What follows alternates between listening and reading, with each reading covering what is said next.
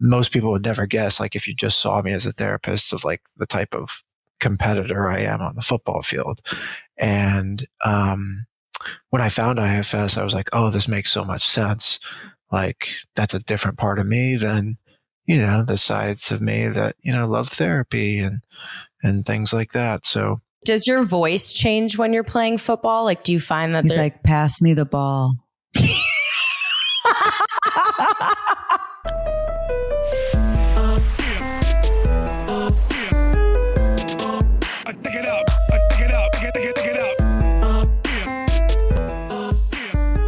Damn, let's talk some shit.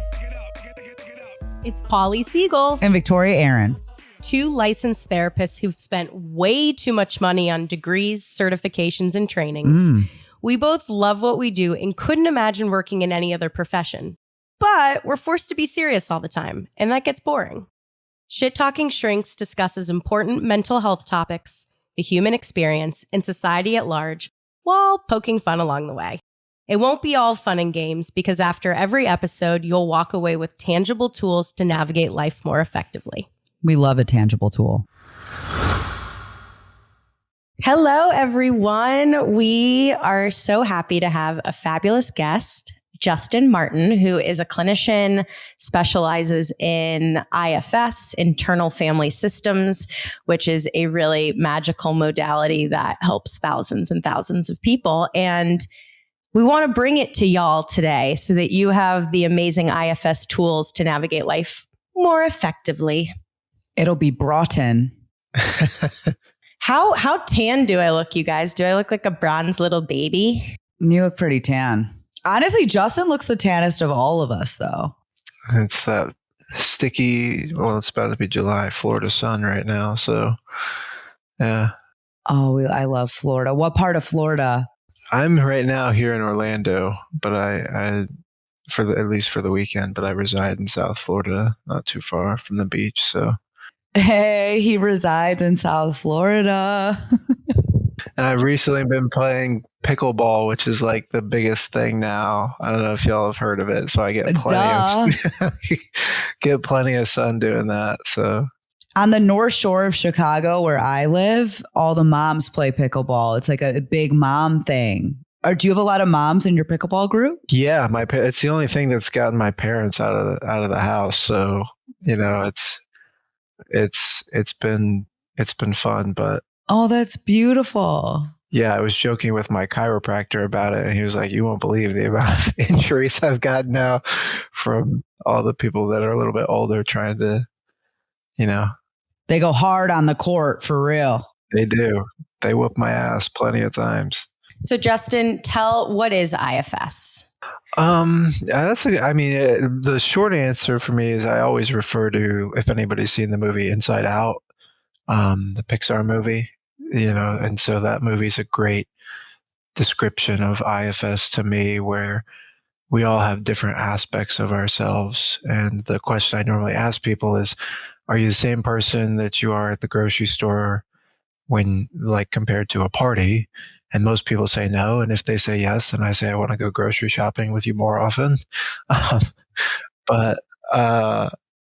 So when most people say no, they can kind of understand, I'm different people in different settings, and I have different parts of myself or different aspects of my personality. And so it's basically a therapeutic modality that allows you to get closer to these different parts of yourself, understand, why they come out in the way that they do. And if there's anything that's driving it, like pain or trauma or things like that, there's a way to resolve that with this modality. So that's kind of my elevator spiel, so to speak, but it can be a lot more nuanced than that. But yeah. What made you decide to get into it? I feel like I got really lucky in that. So right out of grad school, I graduated in like end of 2019 as a new therapist, and was like really realizing that I needed some form of trauma training under my belt. And unfortunately, like, grad school doesn't really give too much on that. The field's it needs to catch up to that, at least in the curriculum. Yeah. So as soon as I got out of school, I was like, all right, I need a trauma treatment training. And the big thing at the time was EMDR. And I've always had parts of me that just love to go up against the system kind of thing. I was like, I'm not doing what everybody else is doing. I'm going to go find something different. And so my supervisor at the time just gave me a list of like trauma treatments that were more experiential rather than just talk therapy. And I looked at them all, and then I found IFS. And at the time I had still my old school like library login. And so I could find like videos of each practitioner doing the treatment. And I found one with Dick Schwartz in it, who's the founder, and watched him do it. And I was just like, oh my goodness, like this is insane. I've got to be a part of this. Literally punny part of this. That one went over my head. That was good. Yeah. Oh, there would be plenty of IFS puns here. And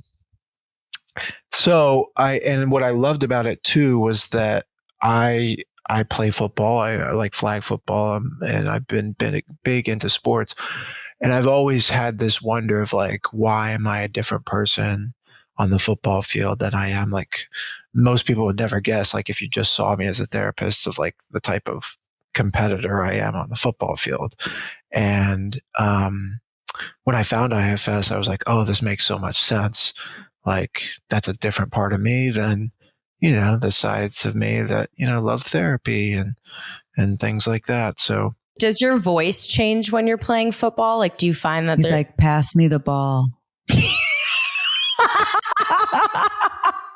you can hear me from the other side of the field. They're like, there goes Justin. Yep. Somebody wants to drop the ball. Whoa. Yeah. It's something I'm working on with my own therapist, but Wait, are you a Gemini? I am not. I'm a Leo. I know nothing. I just know that Geminis have like really strong, different personalities. So maybe you got Gemini rising in there or some shit. To our listeners who are professionals at this, sorry, I don't know shit about it. Neither do I. But I think what I love about IFS so much is that it gives people the ability to explore all these different parts or activations within themselves with curiosity and exploration, and it pulls away from judgment. We're not looking at that particular presentation or internal experience as good, bad, right, wrong, healthy, unhealthy. There's like this neutrality that I love where if I'm having a strong emotional response or I have a pattern that I find myself stuck in, I can be really curious to that pattern and almost look at it as a potential part that I can become more familiar with, get friendlier with, snuggle with, depending on, sort of the development in the relationship with that. And I love that we don't look at humans as just one personality. We are multifaceted. We're like a diamond where we have all these cuts and ridges, and that's what all together makes us who we are. And depending on the setting, whether it's for you in football or you're in a therapeutic setting, like all different elements or parts activate. And that's okay. That doesn't make us inauthentic. It just means that certain environments bring out differences in us. And I think that's so cool. Yeah, you said it beautifully. That's what I love about it too. The curiosity aspect of it is, it also takes so much pressure off me as a clinician when I'm now no longer fixing clients, right? I'm just helping them guide towards curiosity. And then once that happens, it's a totally different experience than what I learned in grad school, which was very analytical based. And, we got to challenge all these thoughts. And I want to jump into more of explaining IFS because I think it can be really complicated for clients to understand it. And when I do it in my clinical practice, there's a hesitation with clients because they're like, what do you mean I consist of multiple parts? Like, I'm just me. I'm Sam Goldberg. And what do you mean I have one personality? Like, it's just me. And it's like, actually, that's not true. Like, so I don't know. I want to give a better explanation. Maybe that's just what's coming up for me is like, so all of us have parts, different parts get activated, different parts are developed. We call them managers. Yeah. Mm-hmm. Managers or protectors, right? Like, so all of us have gone through vulnerabilities as throughout development, throughout your childhood, throughout your adolescence, you experience adversity, vulnerabilities, things that are really painful, things that have created a lot of hurt. And because of those experiences, then we often develop a manager, or a firefighter is another form of a manager, or a protector part that helps us to not have to feel that vulnerability again. And it's fascinating how the brain will do that. It's experienced something so painful and it goes, we're never going to allow that to happen again. So I'm going to develop this part that protects you. And then all these managers are interfacing in the world as we navigate different situations and scenarios or interpersonal relationships. And I think and to make it more tangible, we need to like name what are some of the most common managers that people might be experiencing. Most of the time when somebody comes in, they're experiencing some sort of problem in their lives, right? And actually, I would say that most people have been managing this certain problem until it gets to the point where the problem almost like breaks through their managerial defenses, so to speak, right? And so, like common forms, the biggest thing about manager parts are that they try and prevent pain from happening. So that's kind of their role. So, and that can be anything. So like an example could be, I wake up in the morning and I'm trying to think of what shirt I'm going to wear today. And this voice in my head goes, don't wear that shirt, Justin. People are going to laugh at you if you wear that. Right. So it's trying to prevent me from getting laughed at. Right. And that could be a form of a manager. Well, the self-critique voice is one of the most common managers. The voice that beats us up and tears us down can be self-protective. Yeah, and that's another form of a manager, right? And so there's endless forms of it, right? And so I tend not to say this is always a manager because it just matters about the timing of it. Is it to try and prevent pain? Right. And then the other example that you gave, which were firefighters, those are the parts of us that come in to try and douse the pain once it's already there.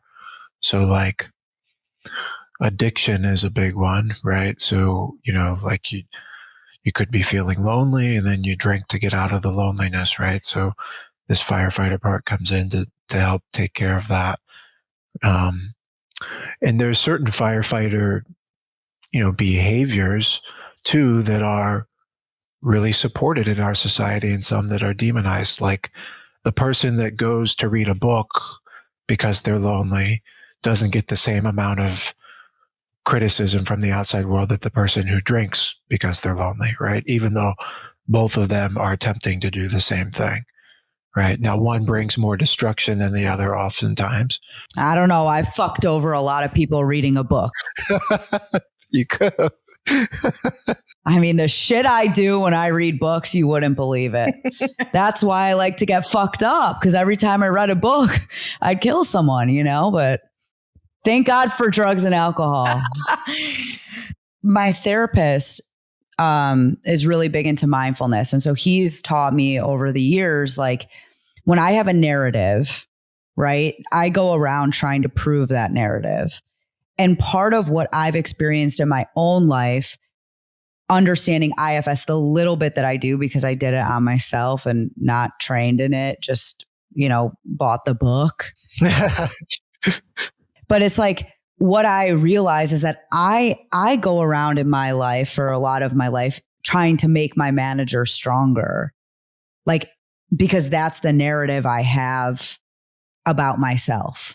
So like the narrative I had about myself is like, I'm never going to get the love that I deserve. I'm always going to be unhappy. I'm always going to be an overgiver. So then I interact with people and prove that narrative. Yeah. So what does IFS say about that? That like we will go around doing that? Is that part of it? Like, Yeah, so that actually is a good segue into like the third classification of parts, which is often what IFS calls exiles. And they're like more wounded, younger parts of us that have stories and things that have happened in the past that a lot of these protector parts, the manager and firefighters, try and keep down. And so, like, I can give an example. Like, if somebody had the belief of like, I'm never going to be loved the way that I am. You can use me as an example. We could do therapy on me. Sure. So if you had that belief, I've seen this a lot too, whether it's with myself or other people. One common protective way to get away from that is I'll just distance myself from the world, right? And so you can almost look at that as like two different parts, right? There's the one that believes I'm not lovable, and then there's the one that comes in to try and calm that down by saying, well, if I'm just going to feel this way every time I'm in connection with somebody, why be in connection with anybody at all? Let's just distance Justin from the world and he'll never have to experience that pain again. Right. And so that's one way that I look at it. And then what IFS does is, can we get to know, these different parts, like the one that wants to keep me away from everybody and the story behind that, from a curious place. And once that part of you starts to feel that and build that trust with you, then would it be willing to give you some space to go to the one that doesn't feel lovable, help heal that? And once that's healed, then all these other protective parts can kind of give some room and harmony is kind of restored. And now it's not to say that you don't ever feel lonely or anything like that, but you normally have more choice over it. And yeah, that sense of self is there. So I don't know if that answered your question, but that was at least. No, I'm fucking cured. Or I even see like your example, Victoria, is like, okay, so the exiled part is the part that believes I'm not deserving of love. And then a manager could be a distancer, like some isolation, like you said, Justin, or it could also be a self-sabotager, right? Whereas interpersonally, you're interacting with people and you self-sabotage. I'm not saying you do this. I'm saying it could develop in that way where you self-sabotage, and because then that person isn't able to get close to you where they would activate that feeling of I'm unlovable. I'm the exact opposite. I just run fucking head first into it. I'm like, let's prove it again. Let's prove it again. Let's prove it again. When you asked about how are you in the grocery store and a party, I would say I'm pretty much fucking consistent all across the board. I am fun to go grocery shopping with. Nice. I want to take a quick pause to talk about our sponsor, a company called BetterHelp. It's an online therapy platform where all the therapists are licensed and accredited professionals. It's affordable. You pay a low flat fee for therapy with your therapist, and it's convenient. Do it at your own time and at your own pace, and you can communicate with your therapist as much as you want and whenever you feel is needed. And more importantly, it's effective. Thousands of people have benefited from therapy using BetterHelp, and we're really grateful to offer all of our listeners 10% off your first month. So if you're interested in receiving therapy ASAP, click the link in our show notes and you can get started. And you get to save money. What's a tool for our listeners? Like, what do you think if somebody wants to start doing this work? Or I guess maybe you could answer this first. Why would somebody start doing this work? Like, what's a sign for somebody that this might be a good modality for you? I think this is my own opinion, so it doesn't fit for everybody. I think if a lot of times people come to me for IFS because they've tried other treatments that haven't felt very welcoming, right? Like, and so some of those treatments work for others. But the thing I love about IFS is like, we have guidelines on how to do it, but it's really about following someone else's inner system, and that's going to tell you where to go. And so in that way, I look at it as the best treatment for most problems because I'm not inviting curiosity, I think will lead you to what direction you need to go. So to answer your question, what most people come in, like what I said before, where like the way they've been doing things isn't working anymore, right? They're exhausted from the way that they're doing it. Either that or it's rubbing against something in their life that's creating a problem for them, right? They have to have some sort of issue with it, otherwise they wouldn't be seeing me. Yeah. And so I think people can relate to just feeling that oscillation, and that's why I think this modality is great, because there's room for that in this. And so I often tell people, like, all of you is welcome here, even the parts of you that don't like me, don't like therapy, don't like, would rather just continue doing this the way that you want to. Like, we can get to know those parts too. And so to answer your question, sure, I think if people are looking for a more welcoming approach that holds all of their complexities, I would say try this out. So when I first learned IFS, I had read the book No Bad Parts, which I love the name of that because it really helps to destigmatize all the intricate. I don't want to keep saying the word parts. It's like, no, keep saying it. We're at a tally of 178 right now. Don't stop. All the parts of myself that I don't like. And it was the first time I was able to take an introspective look to go, these are the parts, I'm just going to keep saying it, that I don't like, that I judge, that I wish would go away, that I feel this intense disgust for. And I was judging them. And then when I got really curious and started to notice how those parts of me serve me, how they protect me, how they have my back, how they've tried so hard to keep me safe and comfortable, it's a whole new lens of looking at it. Like there's a part of me that developed in existence because as a child, I felt very helpless and trapped. And that is an exiled part of myself, the helplessness in a state of feeling trapped or powerless. And so throughout my development, I then have this manager that wants to control things, because if I control things, then I don't have to feel helpless and trapped again. And so as I started doing this work, it was so fascinating, although I judge my control-iness, and I never really understood it. I was like, why the fuck do I always need to be control? And everything is methodical and everything is perfect. Perfectionism is another manager. We could probably go into that. Like, why does everything need to be so rigid? And then when I started IFS, I was like, oh my God, it's because like, I don't want to feel helpless, powerless, or trapped ever again. And I love that I can view it that way versus looking at it as like, I'm just a rigid bitch, because that's not really what's going on. It's that like, and it's not helpful to view it that way, but all of us, any listener has parts of themselves that they hate, parts of themselves that they want to go away and to get rid of. But this conversation is like, be curious and kind, because those parts of yourself might be protective in nature and trying to help you not feel the vulnerabilities that you experience throughout your childhood and adolescence. And to your point about like, it's not even helpful, that's often the saying we have in like the IFS community, more with us therapists, is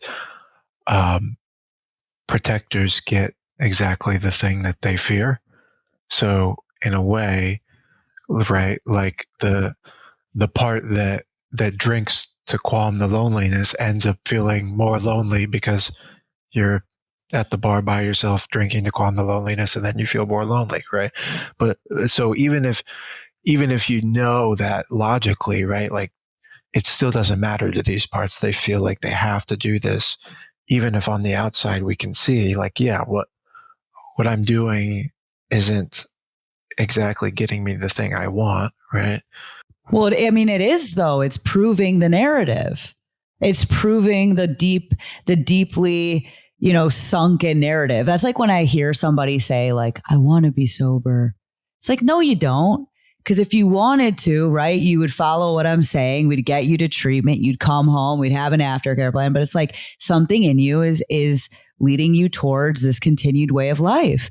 And that, I think, acceptance around that, like if we can accept that things that we want in our life, when we don't have them, when I say like, oh, I want this thing. Oh, I want a husband. Oh, I want this. It's like, no, you actually don't, or you would have it. What is actually standing in the way of you getting the thing you want? Sure. The way I look at that is just that most people feel conflicted, is to my point of like, at that moment, maybe the part of somebody that wants it is there, but obviously not all of them feels that way, because to your point, then, they would do whatever they are referring to. And so, yeah, to your point is, if you can bring curiosity to the confliction and almost navigate that and hear from both sides. All right, which parts of you want to do this? Which parts of you don't? Let's hear them both out. And the question we always ask protectors is, what are you concerned with would happen if you didn't do that? Right. And that leads you towards the more vulnerable thing underneath. Right. So if you ask the part of somebody who was drinking and you said, what are you concerned would happen if you didn't drink? Right. They might say, well, then I'd feel lonely. Right. And then you ask them, what's bad about that? Oh, well, it's an awful feeling. Right. That's why I drink. Right. And so then the invitation is, if we could go help whatever part of you is feeling lonely, right, and understand why that is, and see if there's any pain there that we can help let go of, would you still feel the need to do XYZ behavior? And most protectors don't even like the job that they're doing. They feel like they have to do it. Can we do an IFS guided sort of process? I want the tangible tool for one of us to kind of go through it. Sure. Like when you say guided process, like you want either of you giving me a problem and seeing. Yeah. Like if you were the clinician, Justin, and I presented a problem and you walked me through IFS questions, I think that will make it tangible for our listeners. We live for a role play in shit talking strengths. We love a role play. Put your lingerie on. That would be really interesting. We don't have HR, so it doesn't matter. Fuck yeah. Paulina, do you have a real problem? Let's do real shit though. Aren't I full of problems? Let's do real shit though. Let's not be like, well, the other day I was at the grocery store. It's like, I want to do real shit. Do you have a real problem? Like, do you want to do it? I mean, I'm sure I could think of one, but I think you should go. I'm happy to. I love to get real on this bitch. I feel like I have this intense, now that I'm single, I have this intense desire to want to connect and be like seen and recognized by men. And when I don't have someone that I'm talking to, I get really, really like dysregulated. And then I end up like swiping nonstop. And I'm in this state of like, sort of, it's like a feeling of wanting to crawl out of my skin. And I don't know what to do with myself in those moments. So you want to connect. And when this happens, like you're on these dating apps, and then I know you said you feel dysregulated. So something kind of takes you over and then you start just swiping a lot. Yeah. Like I'll be wanting to just like have connection with men. And I don't have it in a moment. So then I find myself like going into this rabbit hole of just like swiping nonstop and figuring out how I can create connection. But it feels dysfunctional. Like it just feels like overwhelming. Got it. Okay.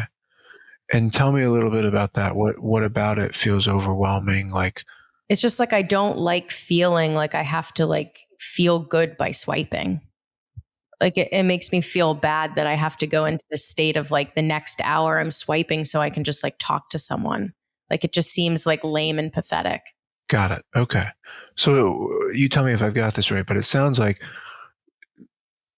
in some aspects you want connection. And when that happens, you said you feel like you get dysregulated and you start swiping, right? And that'll go on. But it also sounds like there's another part of you that doesn't like that you do that. Yeah. I feel judgment towards myself. It seems like like a weak thing to do. Okay. Got it. A weak thing to do. And so that makes you end up not liking the one that swipes all the time. Yeah. So right now, I'm just kind of getting to know the person across from me, right? And what seems to be their issue, and just using parts language, right? So like, I heard you say like there's a part of me that swipes, feels dysregulating, and then there's this other aspect of me that doesn't necessarily like it, right? So that's kind of how we normally start, is just getting these are my words, but like a lay of the land, so to speak, what's here in regards to this whole issue, right? And so I'm just listening for, what parts are here, right? And you're also being very reflective. You're clarifying, like, for our listeners, right? Like, it's important that the person that you're working with is taking in what you're saying and understanding what you're saying. There's no miscommunication here. You're asking Paulina, like, so am I understanding? I think it's really nice. Yeah. And I try, and when I'm doing that, I also navigate the parts of myself so that I can be curious about the person in front of me, right? And hopefully they can feel that curiosity, right? Mm. Okay, so you were saying there's a part of you that doesn't like feeling dysregulated when you're swiping all the time, right?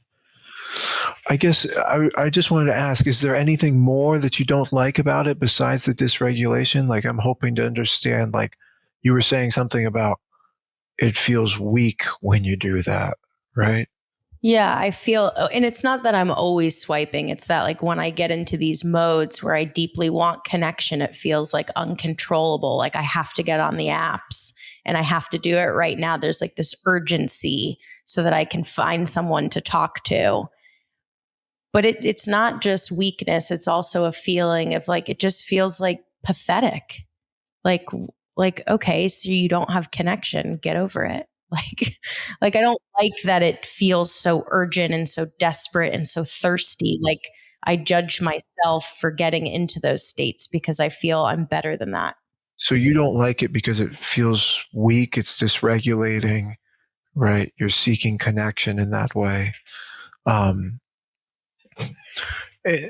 so I guess my question is, right, like, what are you worried would happen if like that did start to take you over more? Like, is it the feelings that come with that? Is it, I guess I'm just hoping to understand that some more.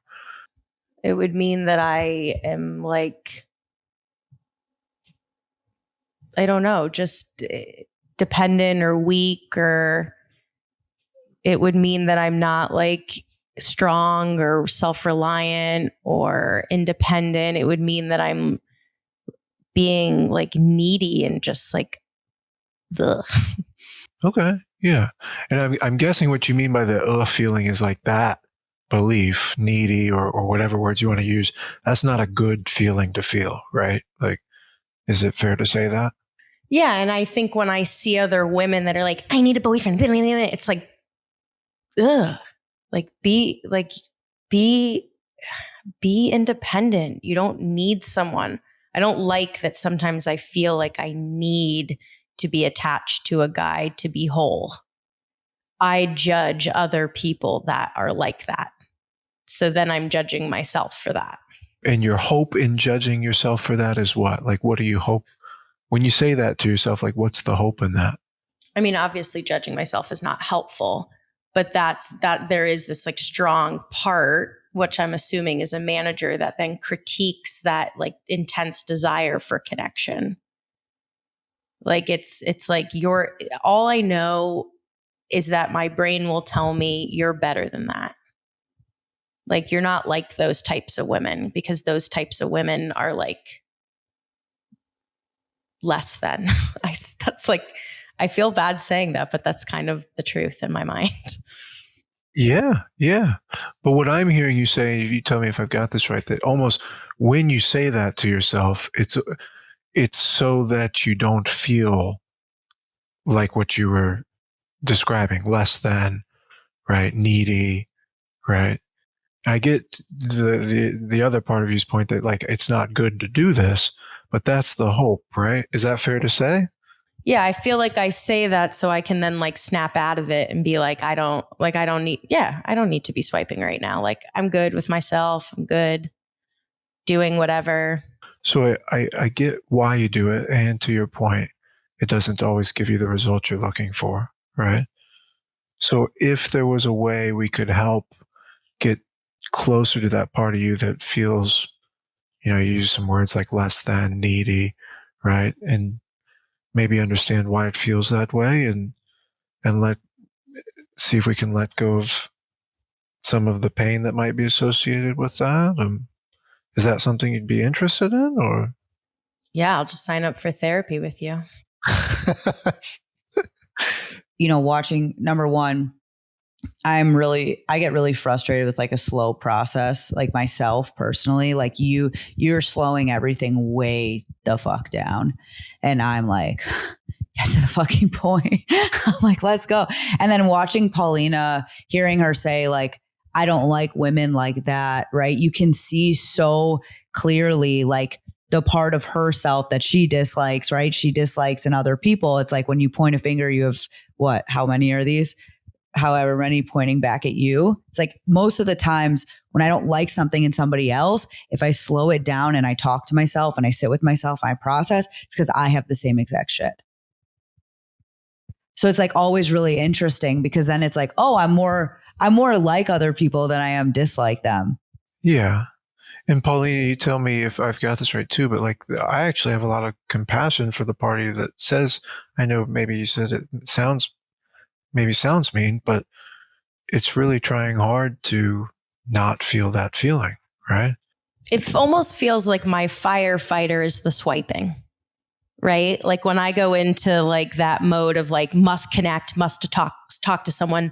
It's like this like grabby energy. It's this firefighter that doesn't want me to feel disconnection. And that was another thing from my childhood is I felt a lot of disconnection. So I think when that exiled part gets activated, I then obsessively swipe because it's trying to protect me from feeling that disconnection. But then I have another part emerge that's like, oh, Paulina, like, don't be that type of woman. Like those women suck. But that's that. So I know there's not one specific tool there, but like that's how an intro session sometimes looks is just getting to know that, right? And then from there, we actually do a process where, if the parts are on board, we kind of go inside and get connected with the place that can be curious and knows how to heal. So thank you, Justin, for doing that. You can invoice Shit Talking Shrink. No, we're not going to pay you. Thank you for doing that. Okay, well, hopefully everyone today got a little taste of IFS and now can see the beauty of it and how if there's an issue that you're going through, just like Justin walked me through, like being curious, being exploratory, like trying to learn how is this part serving you? What is it doing to protect you? That you might be able to view yourself with a little bit more kindness. Big, big, big love, everybody. Thanks, Justin. Bye, guys.